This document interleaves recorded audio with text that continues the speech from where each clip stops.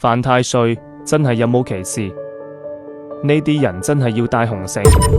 如果你屬馬、鼠、牛、兔嘅朋友，呢段一定要聽清楚。2026年丙午馬年，火氣特別旺，你嘅生肖守護力量撞正最忙嘅時候，對你嘅照顧自然少咗。呢個時候就要戴紅，幫自己頂一頂。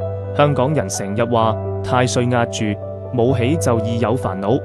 戴紅繩就等於幫自己加多一層保護，將浮浮沉沉嘅運勢揾返落嚟。